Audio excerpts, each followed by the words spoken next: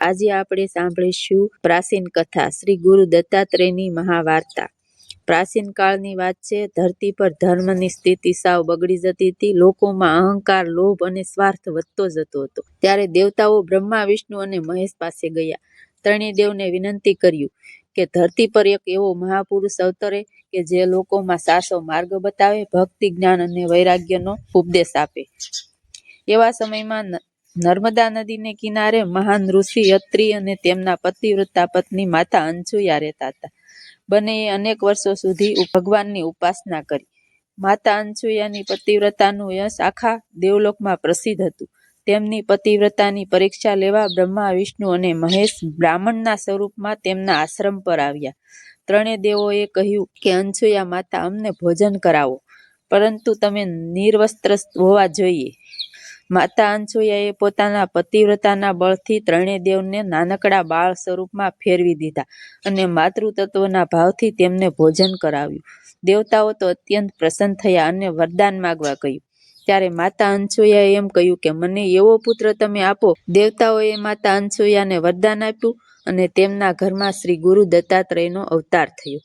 દત્તાત્રેય બ્રહ્મા, વિષ્ણુ અને મહેશ એ ત્રણેય શક્તિનો સમાયેલી હતી, તેથી તેમને ત્રિદેવ સ્વરૂપમાં માનવામાં આવે છે। બાળપણથી દત્તાત્રેય અલૌકિક જ્ઞાન ધરાવતા હતા। ગુરુ દત્તાત્રેય જગતને શીખવે કે ગુરુ માત્ર મનુષ્ય જ નથી હોતા, પ્રકૃતિમાંથી પણ શીખી શકાય છે। તેમણે પ્રકૃતિમાંથી 24 ગુરુ બનાવ્યા। ધરતી પાસેથી ક્ષમા માગી, પાણી પાસેથી શુદ્ધતા માગી, સૂર્ય પાસેથી નિષ્ઠા માગી, પવન પાસેથી સ્વતંત્રતા માગી, ચંદ્ર પાસેથી શાંતિ માગી, મધમાખી પાસેથી સંયમ માગી, સાપ પાસેથી એકાંત માગી, હરણ પાસેથી સાવચેત રહેવાની શિક્ષા માગી।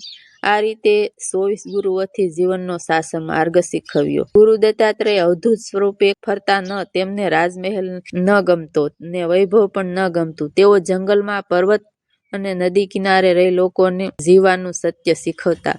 તેમનો ઉપદેશ એવો હતો કે સાચું સુખ ભોગવવા નથી માગતા, ત્યાર પછી ભગવાનને યાદ કરે છે તે ક્યારેય એકલો નથી। અહંકાર છોડો, સેવા અપનાવો।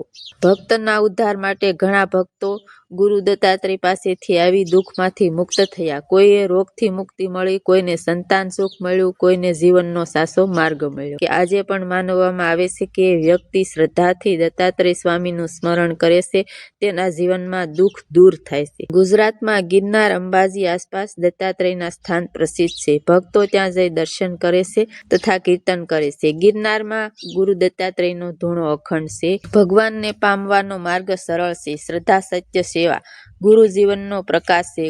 પ્રકૃતિ પણ આપણે ગુરુ બની શકે છે। અહંકાર છોડી નમ્રતા અપનાવીએ તો જીવનમાં સુખમય બને છે। જો તમને આ વાર્તા ગમી હોય તો સરસ મજાની કોમેન્ટ કરજો, જય ગુરુ દત્તાત્રેય લખજો, ચેનલને લાઈક કરજો અને સબસ્ક્રાઈબ કરવાનું ન ભૂલતા।